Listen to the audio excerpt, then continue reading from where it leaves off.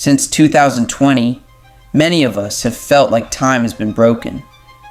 Days pass too quickly, years seem to shrink, and the changing of the calendar no longer brings a tangible sense of change.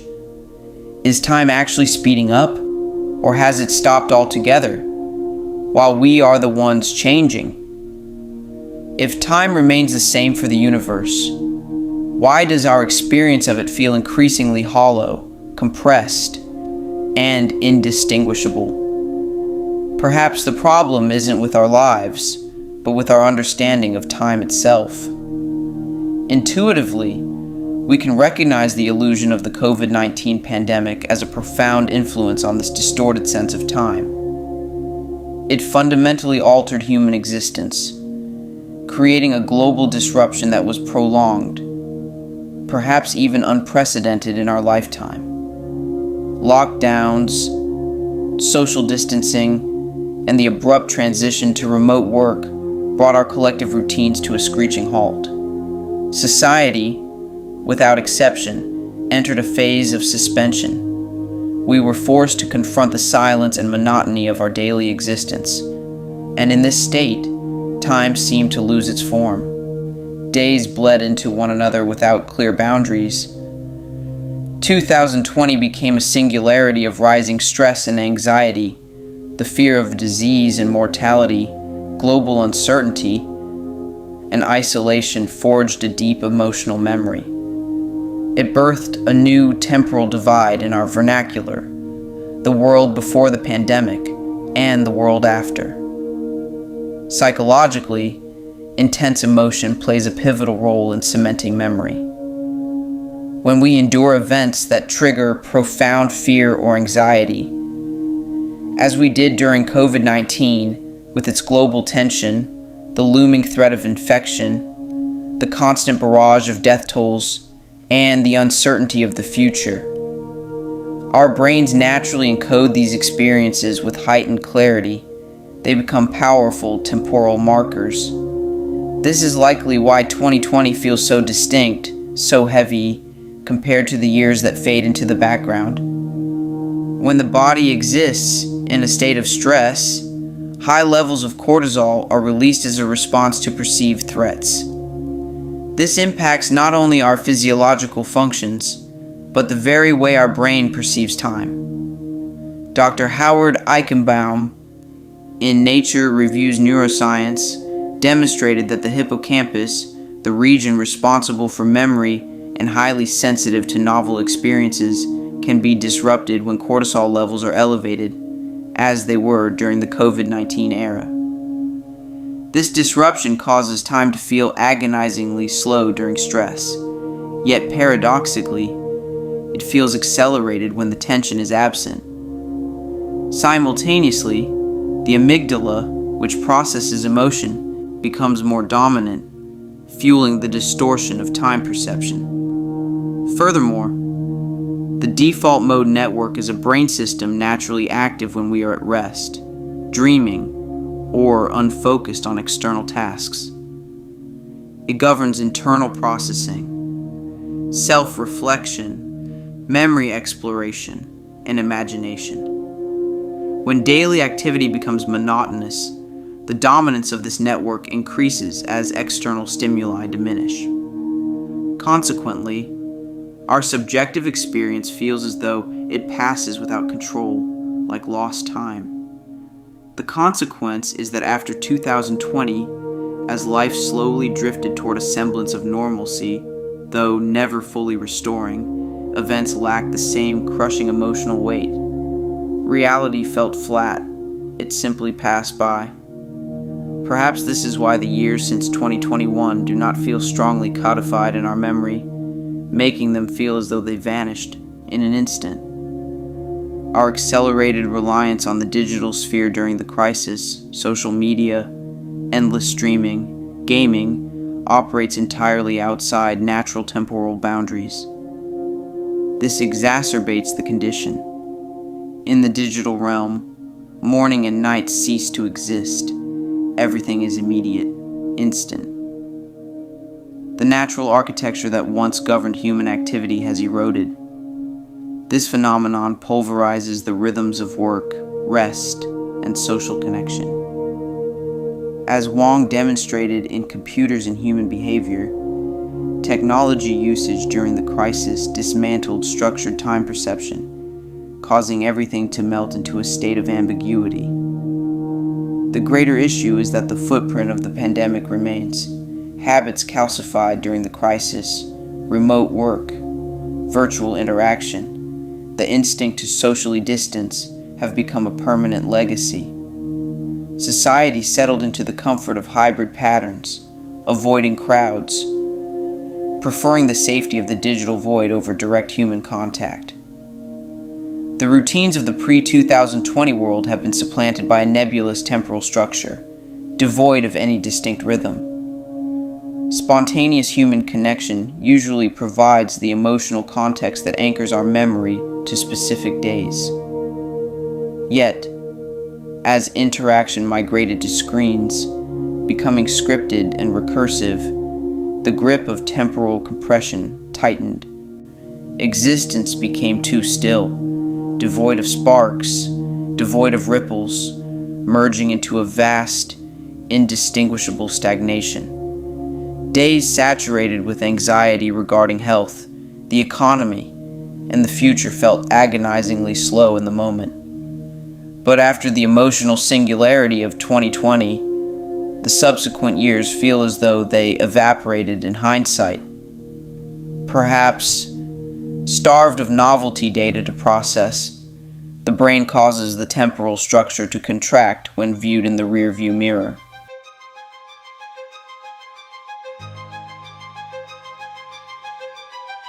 Repetitive cycles, working from the same room, isolation, the eternal glow of the screen, makes it feel as though we are not just passing time, but killing it. This leads us to a deeper dissection of how the brain actually constructs time. Why does it have a duration mathematically identical feel so subjective depending on our internal state? One prominent concept in psychology is the hypothesis of proportional time. It suggests that our perception warps with age, determined by the ratio of a specific interval, say, 1 year, against the total sum of our existence.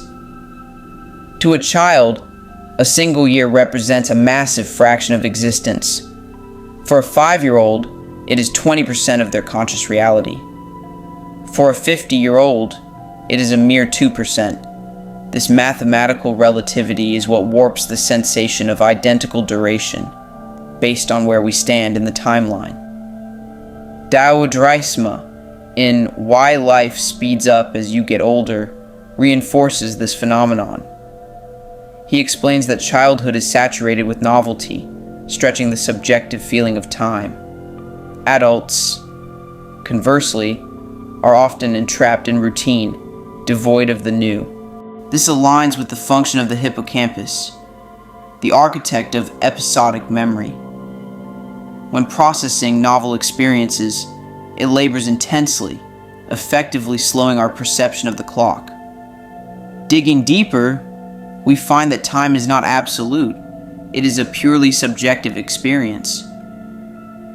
Under stress or heightened emotion, time dilates, slowing down as the brain hyperfocuses on minute details to heighten survival awareness, an evolutionary mechanism rooted in danger response. Conversely, in states of joy, time accelerates.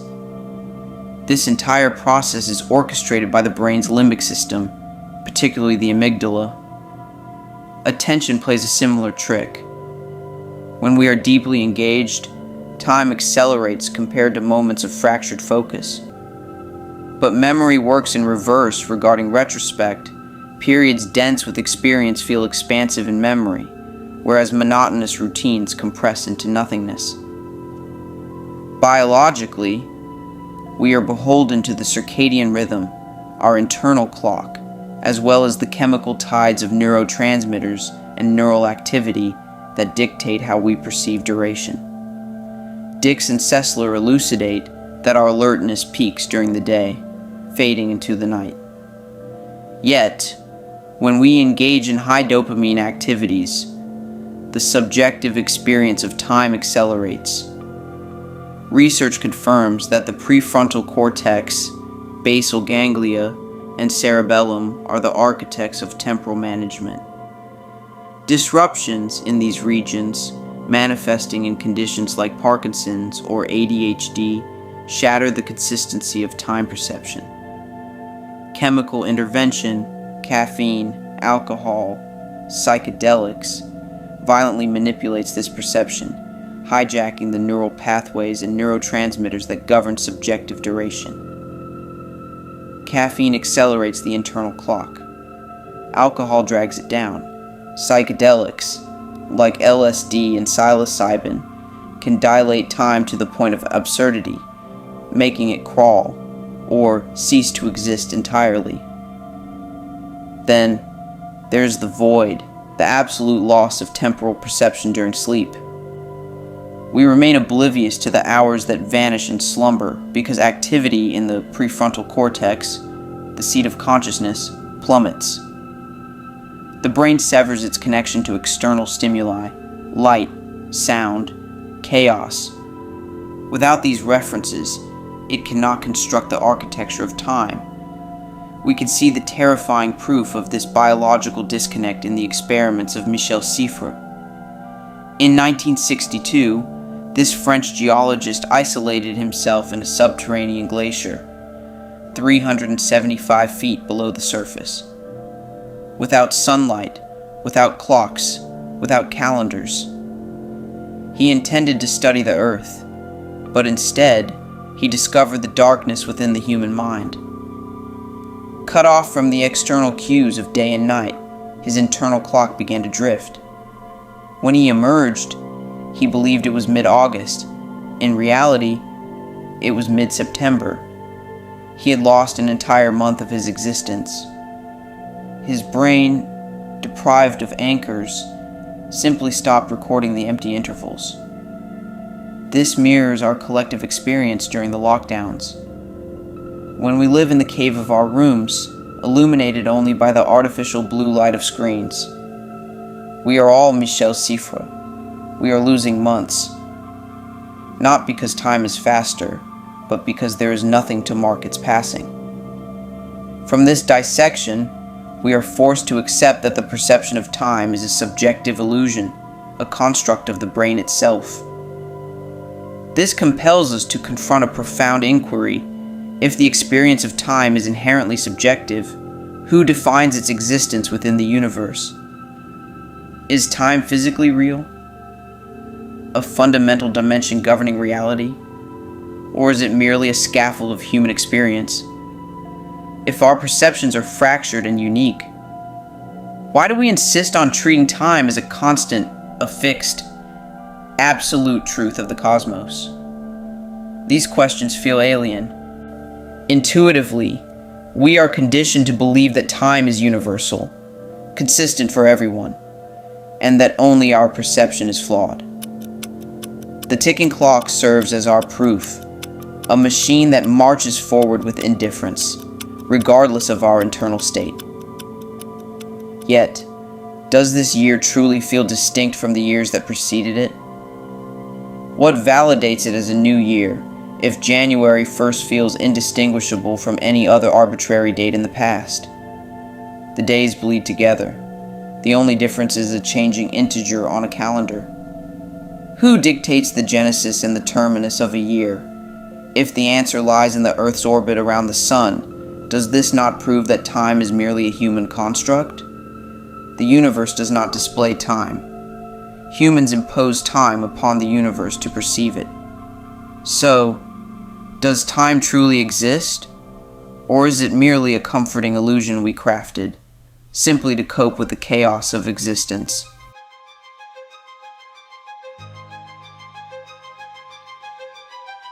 Our ancestors were bound to the rhythm of the cosmos. They observed the natural cycles, the oscillation between day and night, the waxing and waning of the moon, and the shifting seasons. They identified patterns in this chaos because, in that era, recognizing these rhythms was not a matter of curiosity, but of survival, essential for agriculture and migration. These patterns were memorized, studied, and passed down. By 1500 BC, the ancient civilizations of Egypt and Mesopotamia utilized sundials to track the solar trajectory, carving the daylight into hours dictated by the length of shadows. Egypt and Sumeria were also the architects of the calendar, basing their systems on lunar phases and solar movements, eventually introducing the solar year of 365 days, the very structure we adhere to today. Later, in Greece and Rome, the clepsydra, or water clock, emerged, measuring time through the consistent, steady flow of water. In the Middle Ages, the demand for temporal precision was not scientific, but divine. Both the Islamic civilizations of the Middle East and the monastic orders of Europe required exactitude for prayer and ritual. This necessity drove the innovation of the mechanical clock, driven by gears and weights, offering a consistency that sun and water could never achieve. Enter the 17th century, the dawn of the Enlightenment. Galileo's studies on the pendulum laid the groundwork for accurate timekeeping. This culminated in Christian Huygens creating the first pendulum clock in 1656, revolutionizing precision.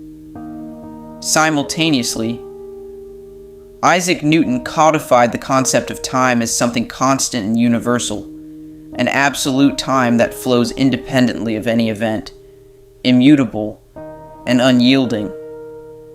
Entering the 19th century, the industrial expansion of railways and the sprawling web of global trade created an urgent demand for synchronization.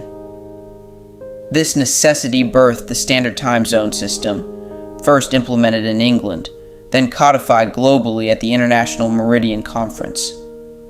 Greenwich was crowned the prime meridian, establishing GMT, a system that still governs our clocks today. Yet, this rigid structure was shattered when Einstein's theory of relativity revolutionized the very concept of time. He revealed that time is not absolute, it is malleable, relative, dependent entirely on velocity and gravity. The concept of time dilation emerged, proving that time does not flow uniformly for all observers, especially at high speeds or within crushing gravitational fields. Time was no longer a solitary line, but woven into space itself, a four-dimensional continuum. Consequently, the mid-20th century saw the birth of the atomic clock. Measuring time based on the vibration of atoms, like cesium, it achieved precision down to the billionth of a second, becoming the foundation of Coordinated Universal Time, or UTC. The GPS system stands as tangible proof of relativity. Satellites orbiting Earth at high velocities, positioned in weaker gravitational fields, experience time dilation. Without relativistic corrections, the location data would degrade into inaccuracy. We see this phenomenon echoed in muon particles moving near light speed in the atmosphere. For them, time slows down relative to an observer on Earth. Since relativity, space and time are no longer viewed as separate entities. They are fused into the fabric of space-time, interconnected, and warped by mass, energy, and gravity.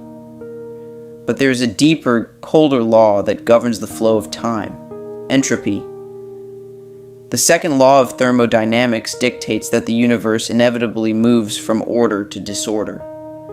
You can break an egg, but you cannot unbreak it. The shattered pieces will never spontaneously reassemble. This irreversibility creates what physicist Arthur Eddington called the arrow of time. Time is simply the measure of decay. It is the universe slowly unraveling toward a state of equilibrium, a heat death where no energy remains. In this sense, time is not a creative force, it is a destructive one. We perceive time flowing forward because we are biological machines consuming energy to resist this decay, temporarily holding back the chaos, until, inevitably, we too succumb to the disorder.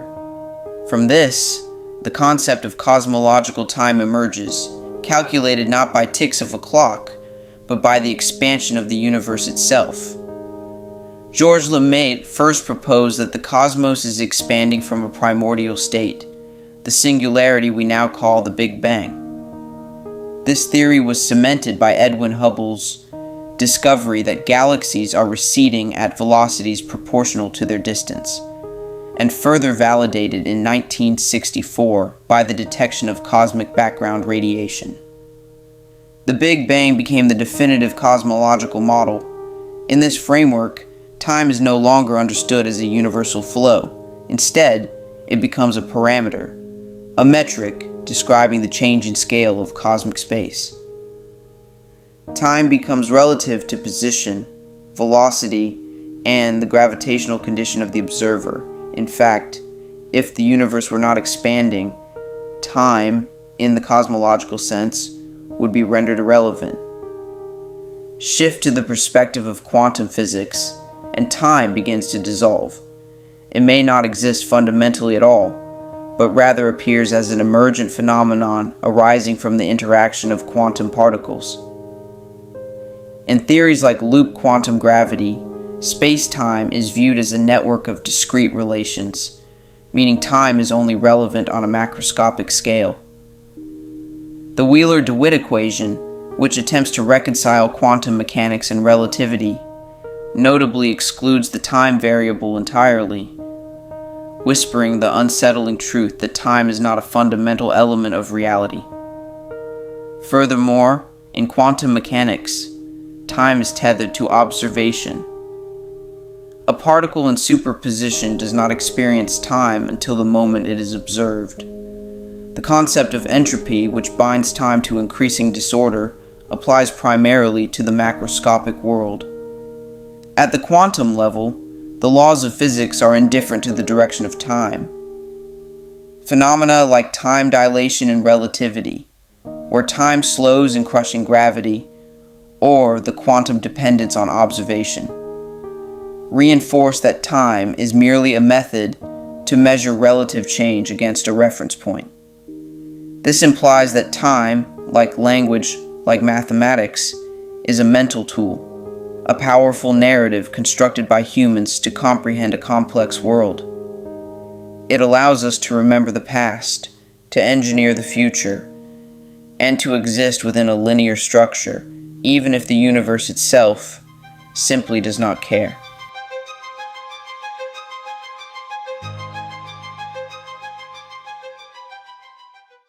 If we pause to reflect, this realization becomes a painful indictment of our existence. If time does not exist, then life is not a journey.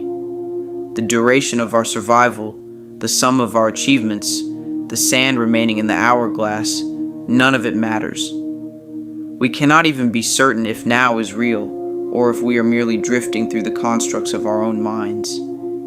If time exists simultaneously, as proposed in the block universe model, then free will appears to be a ghost. Every action, every moment, is already fossilized within the fabric of space-time. If time is absent, are purpose and hope merely delusions? Without time, the very concepts of progression and evolution lose their relevance. All human striving becomes meaningless if the past, the present, and the future are indistinguishable. If time exists only within the mind, is death simply the cessation of subjective experience? Does the universe remain eternal, without beginning, without end? This perspective echoes the most famous postulate of Immanuel Kant.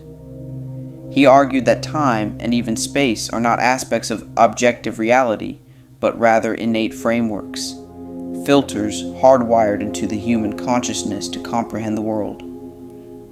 To Kant, these are merely categories of understanding used to organize experience. Yet, inadvertently, this philosophy degrades the value of that very experience. We may arrive at a truth closer to the world's objectivity, that time is a void, but in doing so, the human experience of time is rendered insignificant, a hollow echo compared to the true, timeless reality. Nietzsche, though deeply influenced by Kant, rejected this premise entirely. In How the True World finally became a fable, he dismantled the idea that a true world exists above the world of appearance. He categorized this distinction as a fundamental error. He understood the seduction of this belief, but argued that such a view ultimately degrades life itself. In Beyond Good and Evil, he went further, asserting that appearance is not the antithesis of essence. Appearance is alive, effective. It is not a mask to be peeled away from reality. The world of appearance, our direct human experience, is the only reality. The concept of a true world, along with naturalistic claims of a higher reality, are the actual illusions. Nietzsche pushed this confrontation with time to its terrifying limit with his concept of eternal recurrence. He posed a question that haunts the modern soul. What if a demon crept into your loneliest loneliness and said to you, "This life as you now live it and have lived it, you will have to live once more and innumerable times more. Every pain, every joy, every thought, every sigh, and every unutterably small or great thing in your life will have to return to you, all in the same succession and sequence. Would you throw yourself down and gnash your teeth? Or would you crave this eternal repetition? If time is a circle, as some ancient philosophy suggests, then the way you spend this very moment is how you will spend it for eternity. This thought transforms the weight of time from a fleeting resource into an infinite burden, or an infinite opportunity. This perspective was reinforced by Henri Bergson, who distinguished between mechanical, measurable scientific time, known as temps, and the time we experience directly, durée. He posited that the subjective time of consciousness holds far more value than fragmented mechanical time. Durée is a continuous flow of consciousness, indivisible and unbroken. The time we feel, where an hour can expand or contract based on the intensity of experience, is the true time. Moments do not stand in isolation. They bleed into one another in an unbroken stream. This stands in stark contrast to mechanical time, which reduces the richness of human life, emotion, memory, hope, into mere calculation. This subjectivity was echoed by Heidegger in Being and Time. In defining Dasein, human existence, he rejected Kant's dualism. He declared that true reality reveals itself partially within specific moments. Appearance is not an illusion, it is reality itself. According to Heidegger, time is inextricably bound to how we perceive ourselves as beings hurtling toward death. It is not merely a cold, objective marker.